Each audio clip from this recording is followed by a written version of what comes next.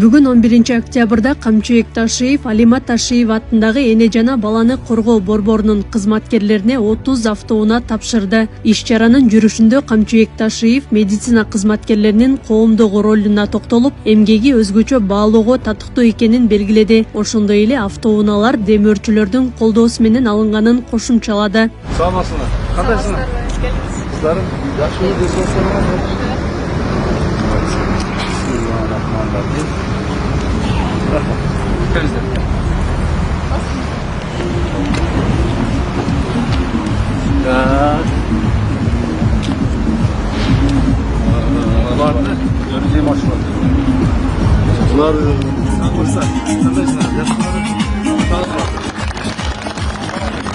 Саламатсыздарбы, урматтуу Камчыбек Кыдыршаевич, урматтуу коноктор, урматтуу кесиптештер.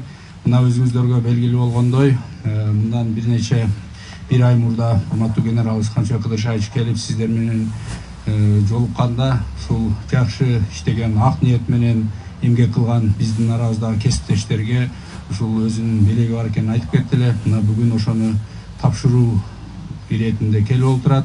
Ошондуктан анда азыркы сөздү урматтуу Камчыбек Кыдыршаевич сизге. Дагы бир жолу саламатсыздарбы, урматтуу агай эжекелер, урматтуу ак калатчан эжелерибиз, агайларыбыз, ден соолуктун коргоочулары. Сиздердин убактыңыздар аз, билемиз, себеби дегенде кайра жумушка кириш керек. Бул жерде оорулар күтүп турат сиздерди. Ошондо мен азыраак сүйлөйүн. Урматтуу ак калатчандар, биздин негизги милдетибиз мамлекеттик жетекчилердин негизги милдеттери. Ушул мамлекетте иштеген адамдарга камкордук көрүү. А сиздердин милдеттериңиздер кол алдыңыздар дагы жана ооруган оорулууларга камкордук көрүү. Мен ойлойм, ар бирибиз өзүбүздүн милдетибизди так аткарышыбыз керек деп. Ал эми бүгүнкү сизге берилип аткан белектер боюнча мен ушундай бир максатым бар эле. Ар дайым ушул жерди апамдын атында болгондон кийин карап турайын, көз салып турайын, жардам берип турайын деп. Сиздерге айлыгыңызга кошуп фонддон дагы 2 айлык берип атышат. Алып атасыздарбы? Жакшы эле алып атасыздарбы? Анан эми андан сырткары мага бир мурдатаан бирөөгө бир жакшылык кылган бир адамдарым бар эле. Ошол адамдар келип сизге дагы бир жакшылык кылайлы, кантип жакшылык кылайлы, бир кичине сизге бир нерсе берейли, кандай кылайлы деп ушинтип келишкен экен. Анан ошондо мен айттым эле, мага чоң рахмат. Мага бардык нерсе жетишет. Кудайга миң калла шүгүр. Алла Таалам берген экен, эли журтубуз мына бийликти берди, башканы берди, бардыгы бар. Менин ушу эгерде мүмкүнчүлүгүңөр болсо, ошол жерде бизде больница бар. Больницада иштеген биздин агай эжекелерибизге жардам бергиле. Ошолорго жардамыңар тийсин деп ошол адамдар менен сүйлөштүм эле. Анан жакында эле келип айтып калышты, андай болсо болду, биз даярбыз, жардам беребиз деп. Ошондон сүйлөшүп отуруп, эмнени чечтик? Баягы Кудайга шүгүр айлыкты алып атасыңар, дагы эле тыйын берсе, тыйын дагы эле жок болуп кетет. Туурабы? Анан ушу эстелик болсун деп силерге ар бириңиздерге бирден бекер машина берейли деп чечтик. Ушул автоунаалар сиздердин бала чакаларга кызмат кылсын, үй бүлөңүздөргө кызмат кылсын, силердин узун жолуңарды кыскартсын, силерге пайдасы тийсин деген чоң максатта. Ошон үчүн урматтуу ага эжекелер, бул жерде эч ким бирөөнүн алдында эч кандай милдеттемеси жок. Бул таза сиздерге болгон биздин ыраазычылык, кылган кызматыңарга болгон ыраазычылыгыбыз. Мындан ары да ден соолуктуу болуп, жакшы кызмат кылгыла, ак кызмат кылгыла. Кызмат кылуу, ушул элге кызмат кылууну дагы Алла Таалам кимдерге буйрат, кимдерге буйрубайт.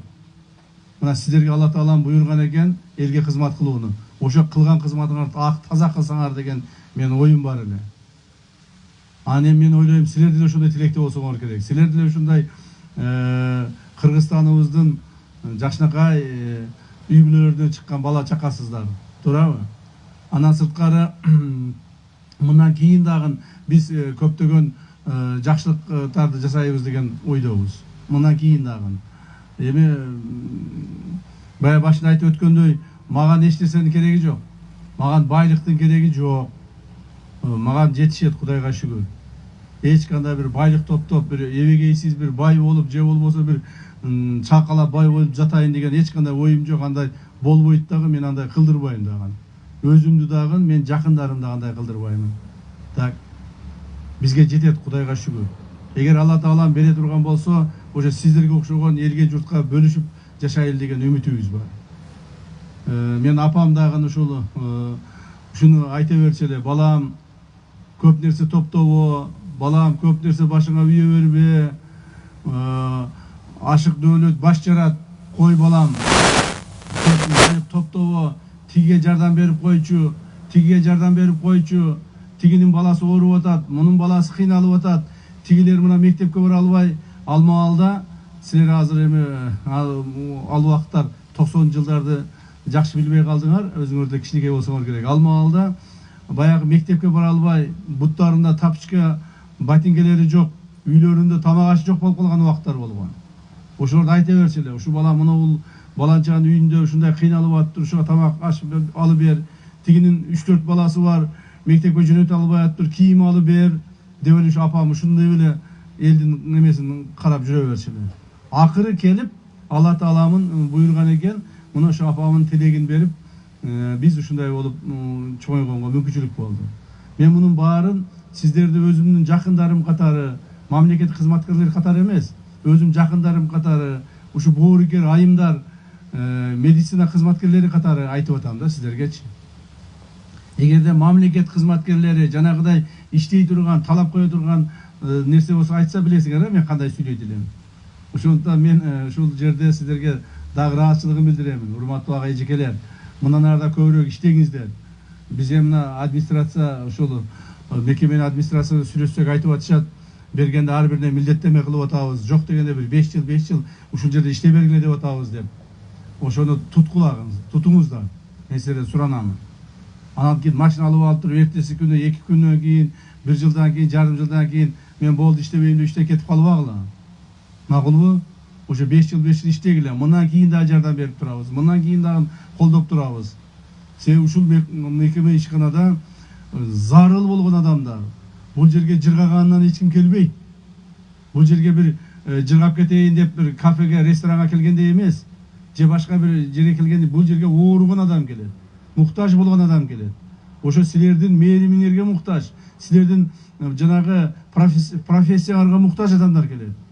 Бул жерде мына алтындай болгон бөбөктөрүбүз төрөлүп атат. Ушу бөбөктөрүбүз эртең мамлекетибиздин келечегин камсыздайт. Мына биз дагы убакыт келет, биз деле өтөбүз. Убакыт келет, баарыбыз өтөбүз. Азыркы төрөлүп аткан балдарыбыз эртең ушу мамлекетибизди сактап, коргоп, алдыга жылдыра турган балдар болот. Ошон үчүн ушул муктаж болгон адамдарга баарыңыздар мээримиңиздер төгүңүздөр деп айтар элем. Мээримиңиздер төгүңүздөр. Ыраазы болуп чыгып кетсин ушулар ушул жерден. Чыкканда ыраазы болуп, рахматын айтып чыгышсын. Анан кийин чыкканда менден акчасын тоноп алды, мени коркутуп алды, жакшы карабайт экен, мындай отношениясы чатак экен деген жаман сөздөрдү айтпасын. Мейлиби? Ошого баам салыңыздар. Бир киши айтса айта берет, же бир киши эч нерсе болбойт дебей, ар бир адамга, ар бир пациентке өзүнө жараша жакшынакай, эми алар туура эмес мамиле кылса деле силер жакшы мамиле кыла бергиле. Ошо мамиле кылышыңарды мен силерден суранамын. Сыйлыгыңыздар куттуу болсун, дес болту болуңуздар, ойноп күлүп жүрүңүздөр. Кудайым ушундай жаркыраган, жакшылыкта жолукканга дагы насип этсин. Рахмат баарыңыздарга. Борбордун кызматкерлери бул колдоону зор кубаныч менен кабыл алып, мамлекет тарабынан көрүлүп жаткан камкордук үчүн ыраазычылык билдиришти. Алардын айтымында мындай колдоо медицина кызматкерлерине ишеним берип, өз ишине болгон жоопкерчиликти арттырат. Кыдыр Саевич, сизге чоң ыраазычылык. Ушунча шартты түзүп, Европадан ашат, бирок кем калбай турган условияны түзүп, ушундай биз алыс жерде иштеп жүргөн, мигрант болуп иштеп жүргөн врачтарды чакырып, ушундай жерге кызмат кылганга шарт түзүп бергениңизге биринчиден чоң ыраазычылык билдирем. Анан 31 августта бизди келип аябай сүйүндүрүп кеттиңиз эле, ушундай бир белек берем деп, аныңыз көп өтпөй эле мына Кудайдын улагы сөзүн аябай толкунданып, бүгүн сүйүнүүчүбүз 2 эсе 1000 эсе артып отурат. Чындыгында ушул жерде иштеген 300гө жакын адамдын түшүнө кирбеген нерсе да, Кыргызстанда болуп көрбөгөндөй көрүнүш, чындап айтканда. 1 айдын ичинде келип отурат. ошо бизди жолдо калбасын деп бизге шартты түзүп бергениңизге дагы жол ыраазычылык. Анан келгениңизде өзүңүз балам үйлөн деп тапшырма коюп кеттиңиз эле Кыдырчаевич. Үйлөндүк буюрса, үйлөнүп медицина кызматкерине, келинчегибиз медицина кызматкери, ошол жерде буюрса үй бүлөбүз менен 5 жыл эмес пенсияга ошол жерден чыгалы деп кызматка келдик, Кудай буюрса. Набиева Гульмира Хуслидиновна.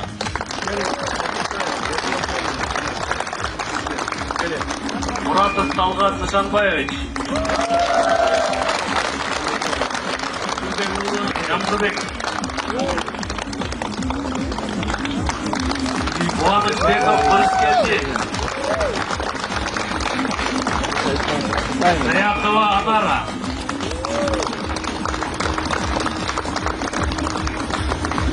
Камчыбек Ташиев өз сөзүндө президенттин тапшырмасына ылайык медицина кызматкерлерин турак жай менен камсыздоо маселесинде өзгөчө көзөмөлдө экенин белгиледи. Ал дарыгерлерге мамлекеттик ипотекалык компания аркылуу мыйзам чегинде үй алуу мүмкүнчүлүгү түзүлгөнүн кошумчалады. Ушул сыйлык алган биздин акыбатчандарыбыз баарыңыздарды сыйлыгыңыздар менен куттуктаймын. Сыйлыгыңыздар куттуу болсун.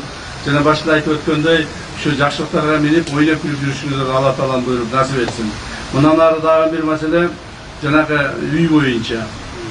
Бизде эми билесиздер, ушуга чейин бизден ушул айрыкча медицина кызматкерлерине жакшы каралбай келген. Мындан ары биз жакшы карайбыз деген урматтуу президентибиздин тапшырмасы бар. Азыр үй боюнча баардыгыңыздар үй менен камсыз болушуңуздар керек. ГИКтен ар бириңерге квартира берүүгө даярбыз. Мыйзамдын чегинде, естественно, мыйзам чегинде. Үй жоктор болсо, квартирасы жоктор болсо, ушуга чейин мамлекеттен эч нерсе албагандар болсо, биз ГИКтен үй берүүгө даярбыз. ГИКте үйлөрүбүз көп, Кудай кааласа салынып атат, мындан ары да салынат, баардыгыңыздарга жетет. Макулбу? Ошондон үй болсо, жакшы айлык болсо, машина болсо, бала чака тынч болсо, сонун кылып иштей бересиздер. Ишиңиздерге ийгилик болсун.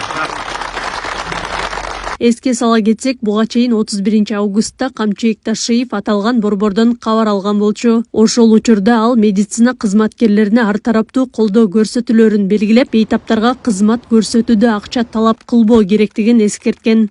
Акылай Карабаева, Замирбек Тойчубаев, Регион.